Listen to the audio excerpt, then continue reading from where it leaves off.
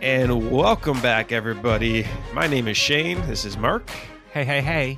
And we are the Fantasy Football Pros. How are you, Shane?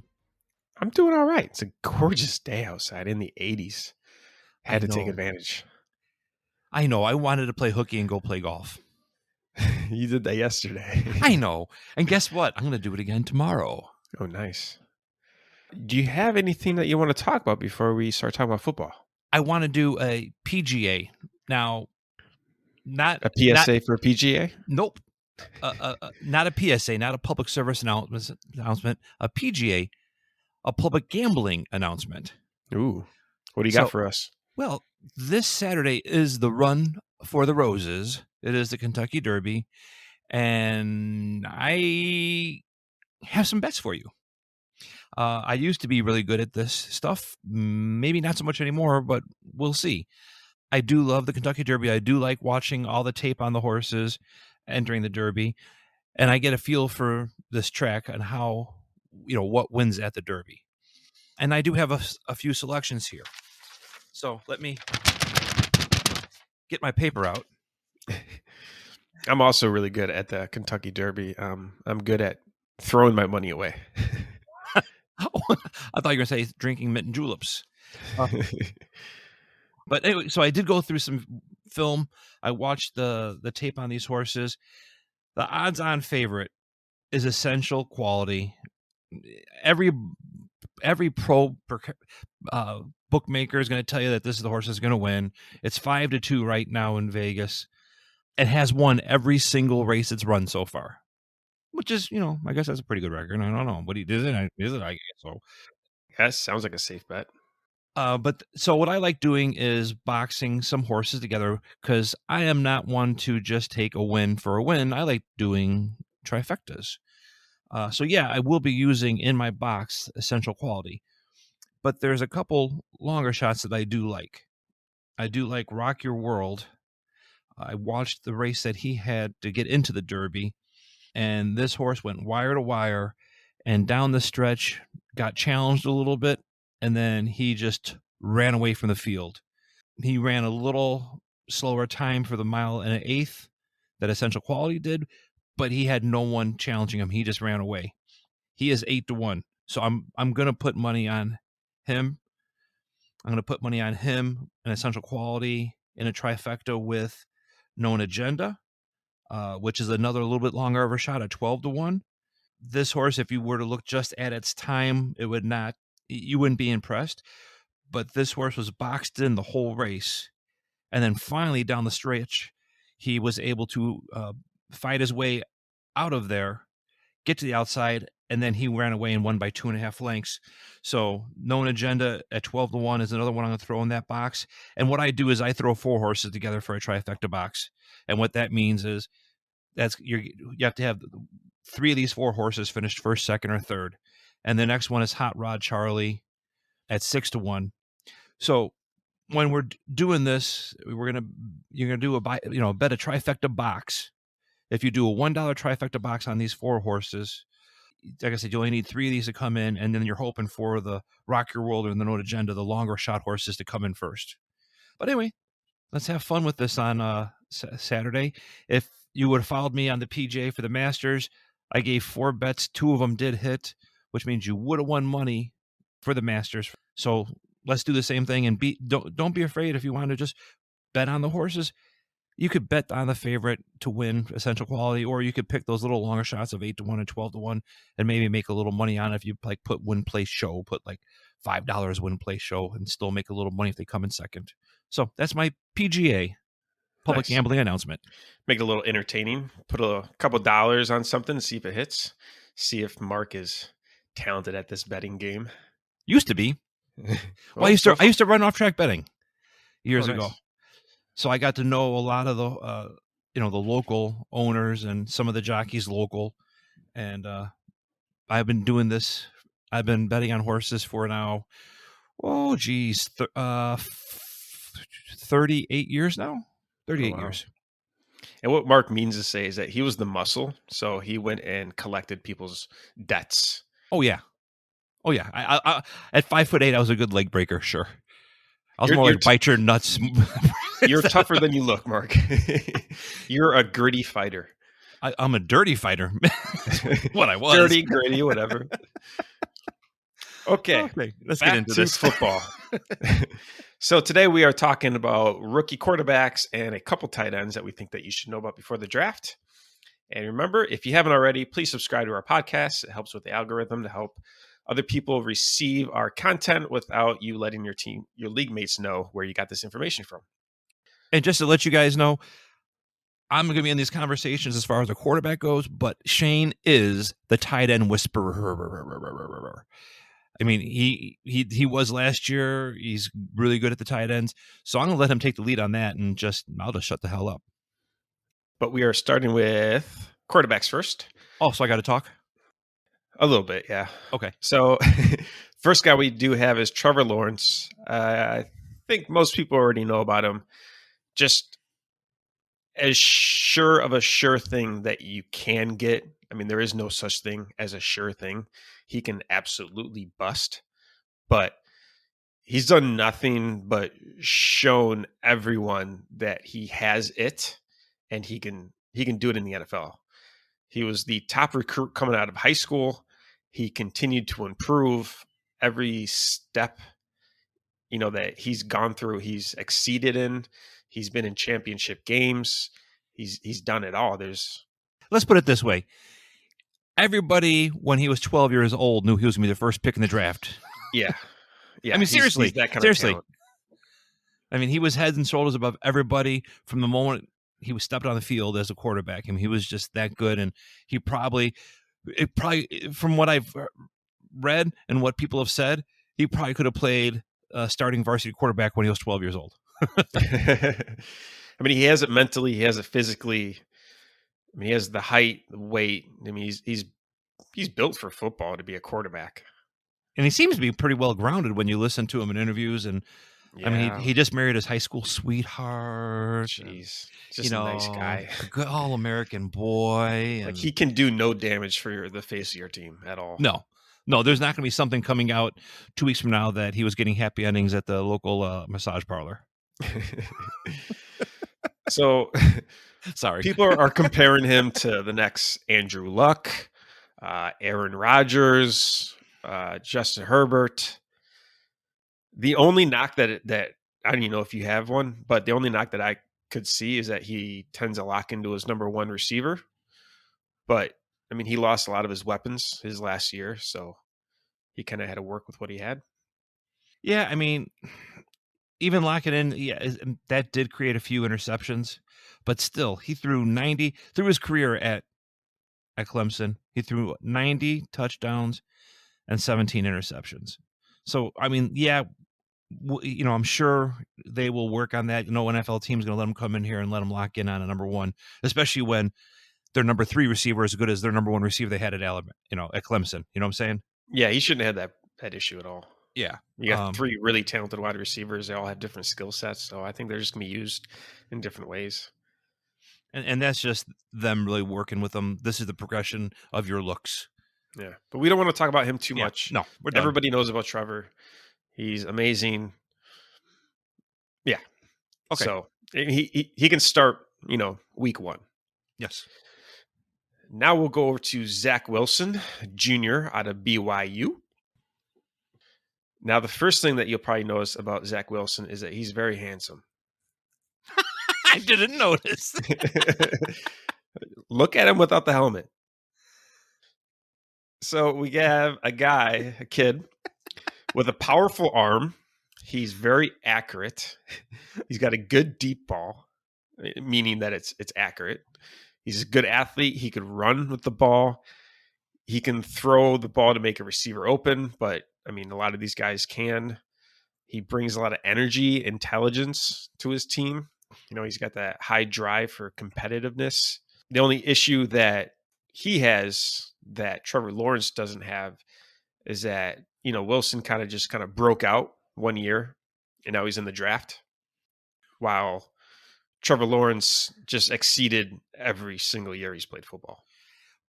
But when you look at it, Joe Burrow was kind of the same way. He really had one breakout year in college, and he did fantastic last year. His rookie year. So Yeah, there's stuff out there to look at and said this is possible. And Joe Burrow actually had a better season in college than Trevor Lawrence did. But yeah, but there, like you said though, let's go to his accuracy. So he threw 33 touchdowns and just 3 interceptions. His passing completion was 73.5%.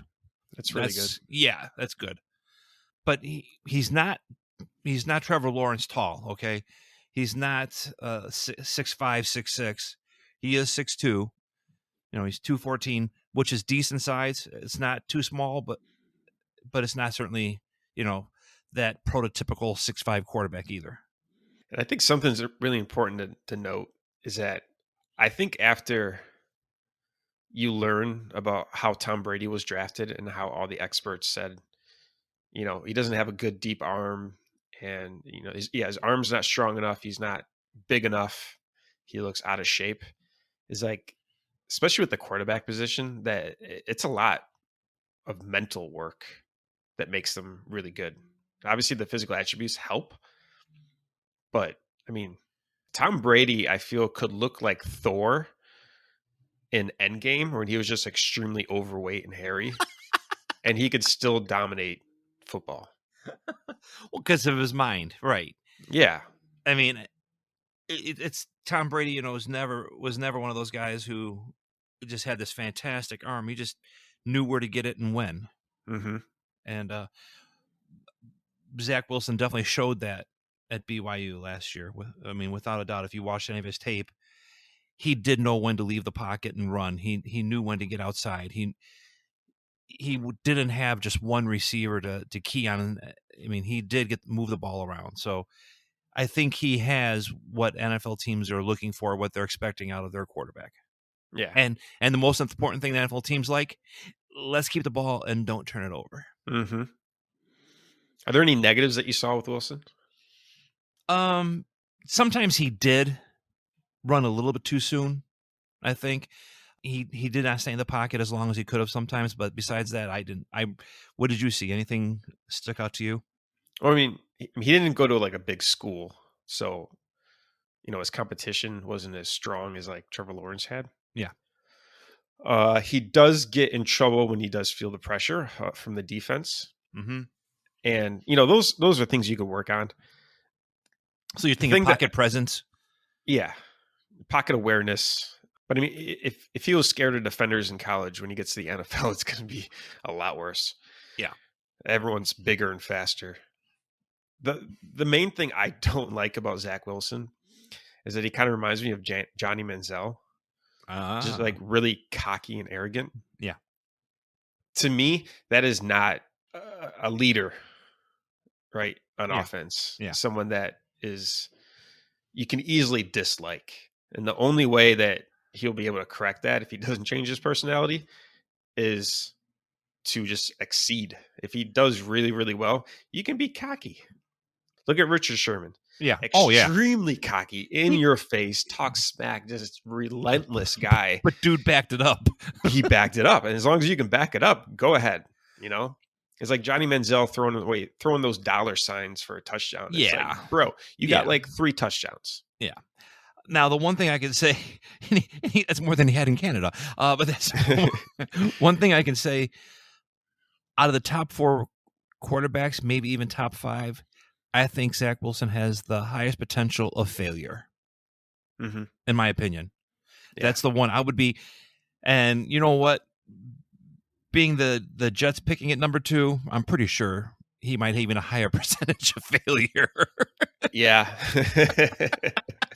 Sorry, Jets fans. No, they know. It's just one of those things.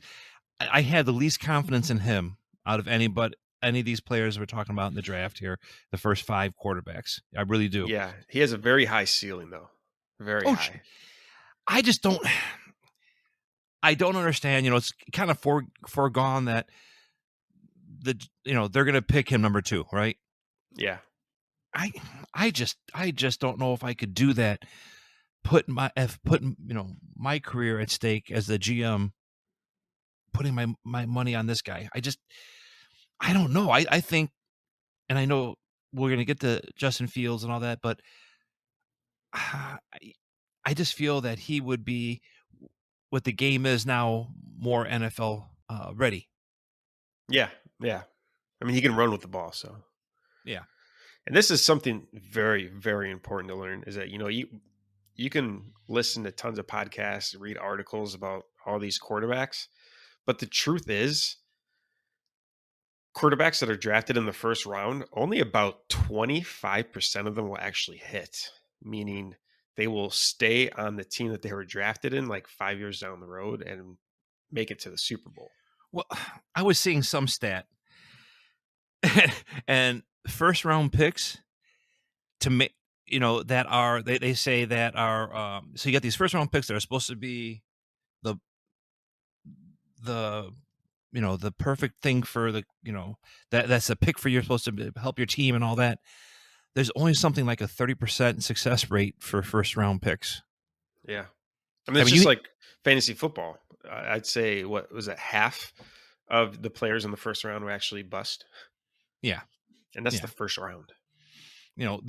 These teams and the GMs, where they make their team is in the third, fourth, fifth, sixth round. That's where you make your team. Mm-hmm. It's just a really weird thing how, but yet these guys are just anointed saying, okay, we're going to get a quarterback with the seventh selection. Yeah, you have a 30% chance of him actually working. All right. Shall we move on? Sure. All right. We got Justin Fields Jr. coming out of Ohio State. I think both Mark and I are very high on Justin Fields. He's just like he's got a really strong arm. He's accurate. He can make plays with his feet. He can, if he feels the rush, he can move around in the pocket to make the throw. He does push down the field a little too often, somewhat like a Jameis Winston, how he might chuck it a little bit too much down the field instead of doing like your easy checkdowns. He is being compared to like a bigger version of Deshaun Watson or just Dak Prescott, which is pretty impressive. He does need to work on his blitz pickups, and he tends to freeze when he sees the blitz, which is kind of scary. I tell you, Shane, I watched his pro day workouts. I was bored one day. It was being replayed on ESPN, and I was watching it. This kid, the arm he has on him, they did a drill where he takes the ball, under the center, drops back, and there is a blitz on him, and he rolls out to the sideline, right? Mm-hmm. And he threw this ball across his body about 40 yards downfield, a perfect strike in the end zone. Wow. To this guy that was just flying across. Mm-hmm. And I'm talking, everybody, if you watched the expressions on the faces of the people that were there for his pro day, their jaws all dropped and they all looked at each other like, what the hell did we just see? So maybe they're all like, okay, so we just have to teach him how to work with the blitz and he could do this. And he would, but that wasn't the only pass that he would look really good on. He was making all the throws. He was making every throw possible, looking good at it, with zip on the ball. And then came the 40-yard dash, right? So he ran the 40. This young man ran a 4.4. Wow. That is fast. And he's a big guy too. I think it was actually, okay, he ran a 4.4. Okay. He slipped coming out of there and still ran a 4.44. No way. Yeah. And he had a bet with Micah from the linebacker from Micah Pearson's. Yeah. From Penn State, right? Mm-hmm. And they had a bet on at a steak dinner or something like that. Well, that kid from Penn State ran a 4.39 as a linebacker. I'm like, oh wow. My. And then what he said, this kid, he looks at the thing and goes, yeah, tell Justin I can run him down. I will be coming for you. Yeah. But no, they said that was the fastest quarterback time in the 40 in decades, forever. It's crazy that he was that fast. And that was with him slipping coming out of the box. Mm-hmm. That's impressive. I see Justin Fields as being the most fantasy football ready quarterback more than Trevor Lawrence. I think Trevor's going to take a little bit, but I think Justin Fields, with his running ability, that he's going to have a nice safe floor. If he doesn't have a good sync with his wide receivers and tight ends, that he'll still be able to run the ball. Well, look at his 2019. Look at his sophomore season. He threw for 3,300 yards. He rushed for 500. He had 51 touchdowns and only 3 interceptions. That just sounds like cheat code. Yeah, it does, doesn't it? Yeah, right. Was he like getting mulligans when he threw an interception? He's like, no, let's take this one back. Let me rethrow that. I don't like that one. Oh my God. But then, so that was a 70%, a 70.2% percentage complete percentage. His next year, his junior year last year, he actually fell back a little bit with that and was a 67.2%. But still, 67.2% completion percentage is pretty darn good. Yeah, I think Trevor Lawrence was like 68. I think he bounced around 67 to 68 throughout college. Those are good numbers for sure. The only thing, I don't know if everybody has heard this, but he was diagnosed with epilepsy, but he has been symptom free for years. And if you guys don't know what that is, it just means that he might get a seizure at any moment, which you can't predict when that's ever going to happen. And it, like I said, it hasn't happened in years. So I wouldn't even predict it. Throw him out there and just act like it's a regular injury. I mean, he actually has a better odds of getting a regular injury than him having a seizure on the field. I mean, since he's been playing competitive football, he hasn't had an issue.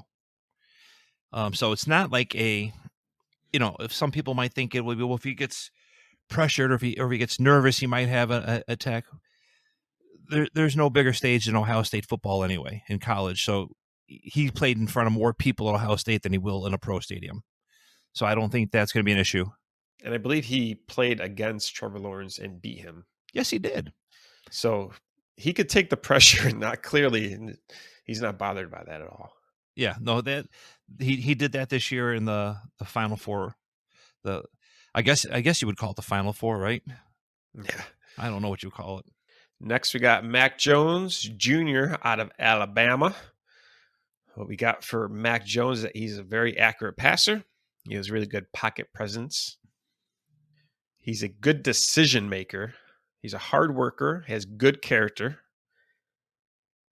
However, he does have a good arm. It's just not elite. And so he'd probably work really well in a West Coast offense, just like the 49ers. And that's what all the experts are predicting that he's going to go to, is the 49ers. Yeah, you're seeing more and more of that of the mock drafts now. It's like all of a sudden everybody's coming on board that it's kind of foregone conclusion that he's going to go to the 49ers. And like we're screaming in our heads like, no, take Justin Fields.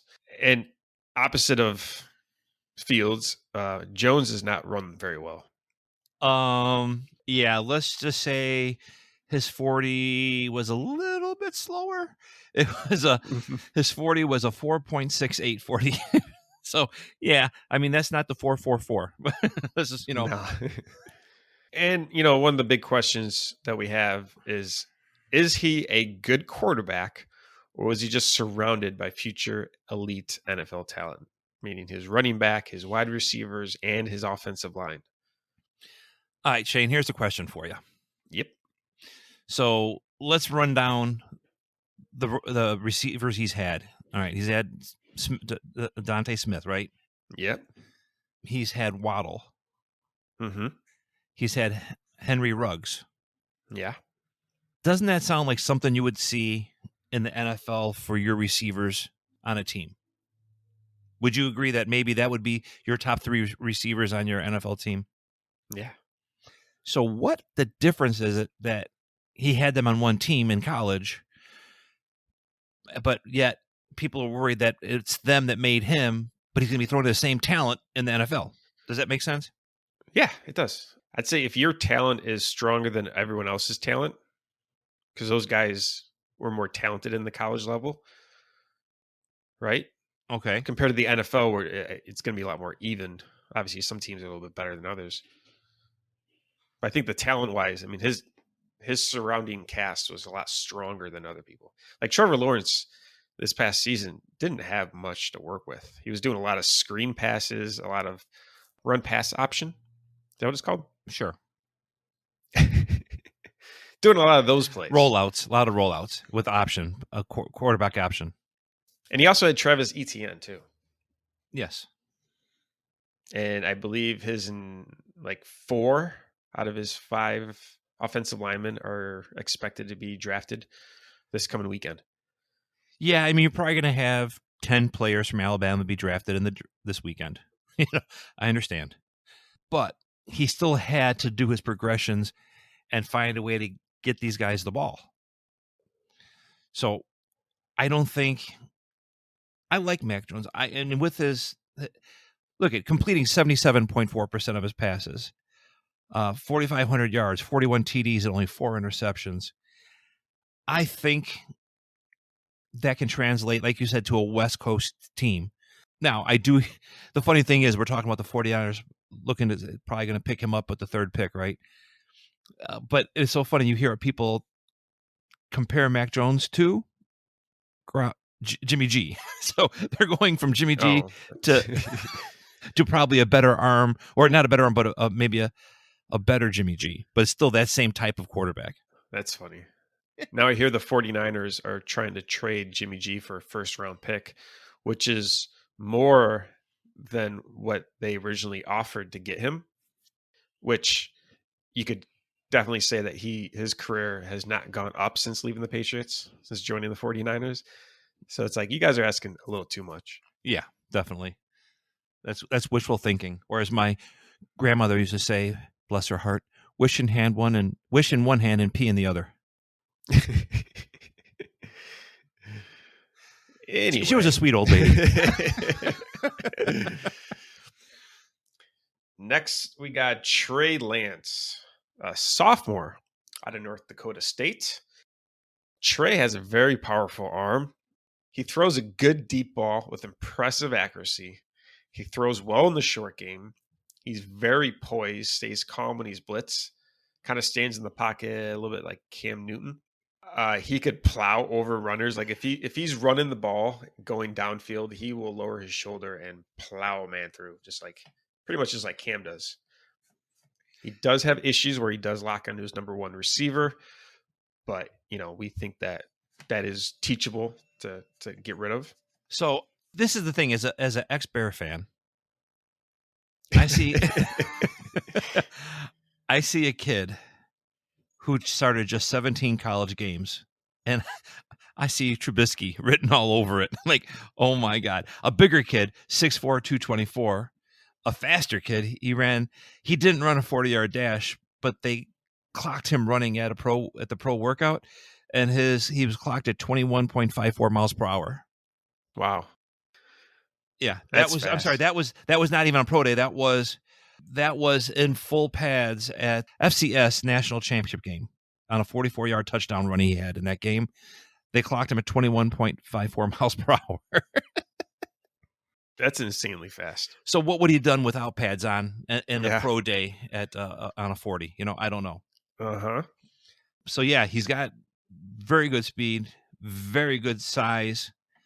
Just that 17 games starting only. That, oh man, I wish he would have stayed one more year to I don't know. That's just it's to tough. Learn and progress. I mean, he was just a sophomore. Yeah. I mean, most guys go to their junior year so they can learn more. And he was a true sophomore because he played in his redshirt freshman year. He was redshirted, but then he ended up playing, and he went. Yeah, it just, I don't know. It just scares me. It scares me in the fact that,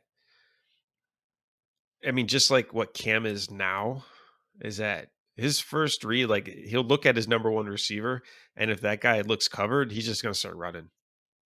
Like he won't even look at the other guys. He runs too much. Yeah. hang on. I got to say one more thing about that run he had. I'm looking at this right now.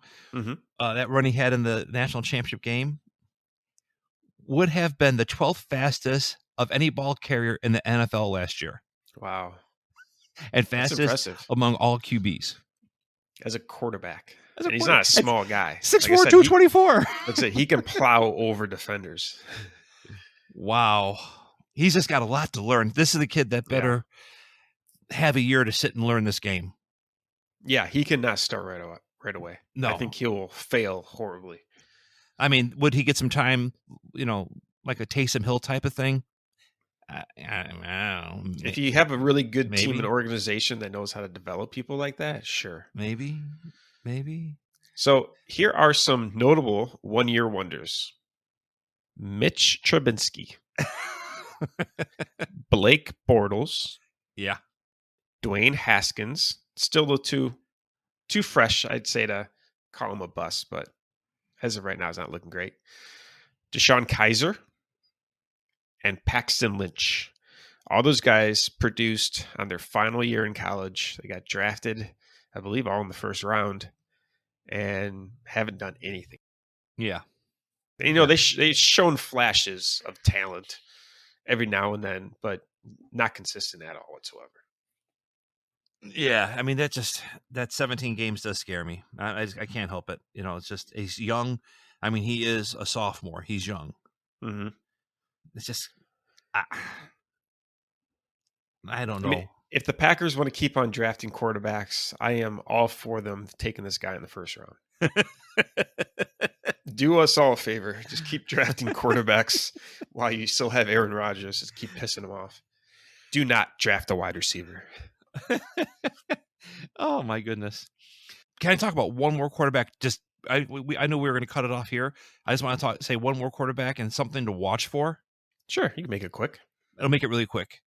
Kellen Mond out of Texas A&M. His QB rating was 146.9 last year, 63.3 completion percentage. But the only reason why I'm talking about him is all of a sudden he's being talked about with the Patriots selecting him in the end of the first round. Really? Yeah. I mean, all of a sudden I just been reading things and I'm like, out of nowhere, this guy that should be like a fourth or fifth round pick, that they are now talking about him, the Patriots liking him and going to select their last pick in the first round with that. So I don't know. Watch it, see what happens. It sounds like a Belichick type of thing that, yeah, I could see him doing something like that. Yeah. I mean, he's really good. Him and his organization are really good at seeing talent that no one else sees. Yeah. Oh, yeah. And look at Wes Welker. Wes Welker wasn't anything until he became a Patriot, and then he just became, let's put him in the slot, and he can catch tons of passes. Yeah. So he does see things other people don't do. So we'll see. Just keep an eye on that and see if Belichick pulls something, a rabbit out of his ass. Probably will. He'll pull something out of his ass. Yeah. So that is all for the quarterbacks. I only got 2 tight ends I want to talk about. Obviously, Kyle Pitts. The guy is just a freak of nature. So Freak! Junior coming out of Florida. The man is 6'5", 245 pounds, and ran a 4.44. So he's huge, and he's crazy fast. This kid, he's got right away starter written all over him, that, as long as he is not a complete liability in the pass protection. Yeah. I mean, my God, this kid has got everything what the NFL is going towards right now, which is a tight end that should be a wide receiver, but really is a tight end, but really is a wide receiver, but doesn't even as a tight end. Yeah. It's a really big wide receiver. So what is not to like about him, right? He's already being compared to the next Travis Kelce or Tony Gonzalez. I got something you don't like about him. He won't be on the Bears next year. Most likely no. That's okay. We have a guy. Okay. But he is too fast for linebackers to keep up with, and he's too big for the secondary to cover. He is said to have the biggest playmaking ability than any rookie wide receiver in the class, as in like the most dangerous guy with the ball. He's an excellent route runner. He's very athletic. He's agile. He's a great red zone threat. A lot of teams are going to love that. He's got great hands. He could jump like no other. Has an amazing wingspan too. The only knock against him is that he's not the greatest of blockers, but you're not drafting him to be blocking. And normally, I do not touch rookie tight ends. They take, 2, sometimes 4 years to fully develop, mainly because they have to learn blocking schemes for the team. Otherwise, they're a liability. The thing about Kyle Pitts is that you can line him up anywhere. He doesn't have to play tight end. He can be in the slot. He can play on the outside. Well, they say he's got fantastic. I mean, what I've heard is that his football acumen is excellent. That he really is a quick learner, and he knows and figures out the system. So I think that will help him get on the field as a rookie. But again, will his lack of or poor quality of blocking keep him out in third down situations or passing? I mean, it's too tight. I mean, I don't know. But they say he's actually got a very good, very high football IQ. Mm-hmm. And this is a tight end that I would be willing to draft as a rookie. I think he will produce numbers, this year right away. Hey, Shane. Yes. I actually talked about a tight end. That's you're the whisperer. Wow. Yeah, you said you weren't going to talk about him at all. Okay, I'll shut up now. So, Samus Reyes. I don't know if y'all have heard about this guy yet. He is 6'6", 260 pounds. He is from Chile. And what's really important is that he's never played football. Did not play it in college at all. He played basketball. If he makes the roster, which he did get signed by the Washington football team about a week ago, maybe 2 weeks ago.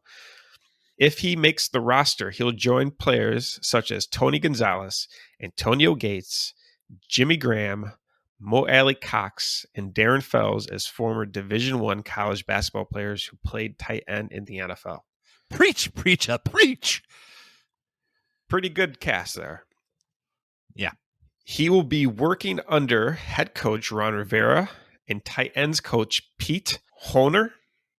I hope I'm pronouncing his name right. Who helped develop Greg Olsen and Logan Thomas.